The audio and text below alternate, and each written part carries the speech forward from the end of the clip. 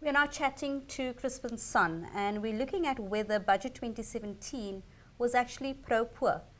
Hi Crispin, thanks and welcome to 2024. How are you? I'm fine, thank you. I'm just very much waiting to find out about what you think on whether the Budget 2017 was pro-poor. I think it was, but I think it's an important qualification to say it was pro-poor, but not populist. And I think that's an important distinction. A lot of commentators have anticipated that the budget, given the political challenges that we've had in the country, that some of the challenges within the ruling party may come out with something that's a little bit more populist in its approach. But I think it was very well balanced between a few things. I think the minister has a funding deficit, and the way he's chosen to raise and fill that deficit is to raise the progressive tax rate to 45, from 42 to 45. So wealthier individuals, the higher they earn, will pay a bigger contribution in taxes. We know that we've got one of the most unequal societies in South Africa, so one of our biggest problems has been how we deal with inequality. We've got a Gini coefficient of 0.71, which is of the highest in the world. And so what the minister needed to do was to find ways to stimulate growth. Large organizations, tragically, don't create new jobs. Medium enterprises do. Smaller organizations and SMEs are sustainable organizations, but they're also not big growth engines. So what the minister has done is he's needed to invest in infrastructure like broadband. He's needed to find money to do that. He's needed to invest in housing. There's lots of housing development initiatives going across the country to allow wealth creation in the lower income segments of our society. And he's chosen to fund that through sin taxes and higher income tax. Looking at broadband, how important, how vital a cog in the machine of a small to medium enterprise is broadband? Sure. So I think broadband is incredibly important for a few reasons. Larger organizations rely very heavily on wireless and data communication. South Africa being geopolitically located where we are, to connect to the rest of the world, we need broadband. And larger organizations it's a well-known fact, are quite reliant on it. However, marginalized parts of society are excluded from mainstream economy because the cost of acquiring data, and secondly, just getting access to data, to broadband. And that obviously affects how one's business is run. Absolutely. The cost of running the business, the ability to buy inventory, the ability to communicate with your customers, and even incubating small businesses. The wireless it's a very important investment. So I think those type of initiatives are quite critical in dealing with marginalized businesses. We also see that a lot has been invested in small, medium enterprises. I think the challenge with that always, the commentary I'd make on that is that getting access to those funds has traditionally been difficult.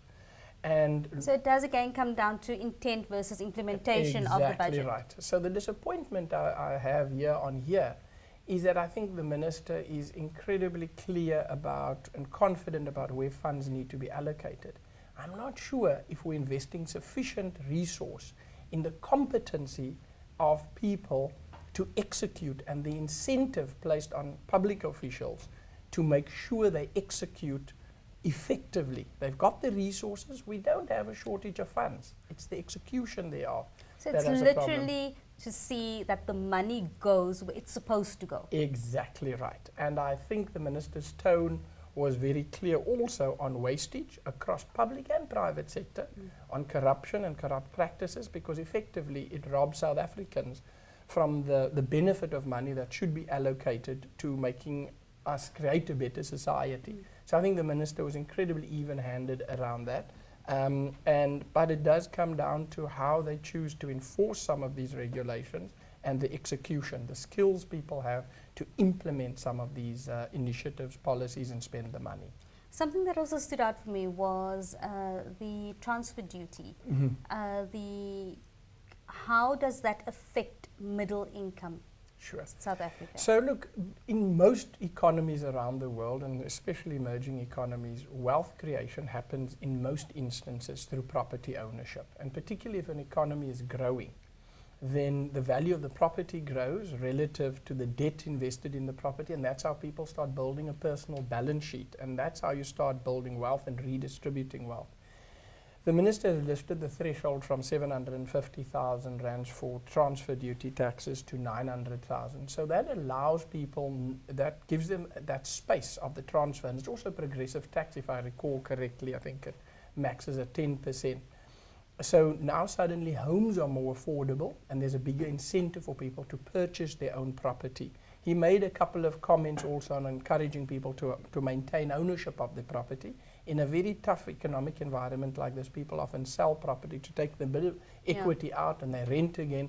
So I think there are ideas being debated of ways in which they could work with banks to allow people to maintain ownership of their property. To retain ownership and then go ahead and build wealth. Exactly right. And that's generally how middle income people start, by building wealth. And that's how the balance sheet grows. And that's where you start with intergenerational wealth, because eventually the kids inherit something out of the home and they're able to start with a bit of a leg up. Something that also caught my attention was the cost of the national debt. Look, the cost of the national debt is now 2.2 trillion rand. Yeah, let's just say that again. It's 2.2 trillion rand. So the challenge with that is, this makes us very susceptible to rating agencies, which we've all come to know a lot of in the last few months, and also our political dynamics, because if they experience too much political risk in the country, irrespective of how well our fiscus is managed, they push up the cost of that debt. So if they downgrade us, the cost of that debt goes up. That then means that a lot of money needs to come out of the economy just to service debt, never mind going into infrastructure and growth.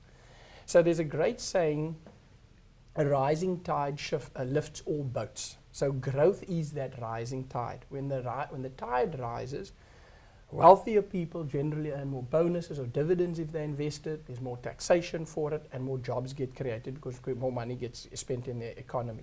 So the ministers had to find a way to invest in the economy and find triggers to allow for some growth to take place within the economy. And I think they've done some of that, but the cost of debt, if we aren't able to keep the cost of debt in check, we won't have much funds to invest in the growth of our economy. So all in all, hoping that the speech and the budget itself is implemented to the intent that it was set out to, was this a good budget? It was. Look, I think for where we are in our economic cycle, it was. There are warning lights, like anything, you can only push certain things so far. Your challenge with starting to push the taxation rate and the progressive tax rate very high for wealthy. We're going to hit that ceiling. When you hit that ceiling, there's an incentive for wealthier people and corporations to find innovative ways to move assets offshore. Yeah. Because it's then much more cheaper, and to find ways through the tax legislation. Thankfully, our tax authorities are really proactive and very good, but that creates an incentive. And then I also think if there's great investment in the economy like's been suggested now, that also state investment, that starts to drive growth as well. I would argue one thing that was missing. There wasn't a lot said about nuclear energy. And look, it's reported that would cost us about 2 trillion rands. The issue we must just be clear about, our debt is 2.2 trillion. If we were to engage in an expensive nuclear deal, it will crowd out any funding for any other initiative. It will just crowd anything else out. And I think the minister was very circumspect in not dealing with that. So it was something that was specifically left out of budget 2017. So that's something that's a very sticky nettle, and we'll all have to, as civil society, watch that for a while. So the nuclear energy issue was the white elephant in the room. That's it. That was the elephant in the room. We're all wanting to see. We know that they've made 200 million rand available for a due diligence and a feasibility study, which is fine. Should that be positive, and it gets to the point where it costs us in excess of 1.5 trillion rands, look at the sums. Yeah. Immediately there'll be very little capital and funding left for any of the other initiatives. Rural development and poor protection of poor, that is the big challenge we'll have to watch, and it was conspicuous in its absence. Thank you so much, Crispin. Thanks so much for coming in. We Thank really you. appreciate Thanks for it. the And opportunity. we'll keep our eye on the nuclear energy situation. Thank Thanks, you. eh? Thank you, Ms. Rika.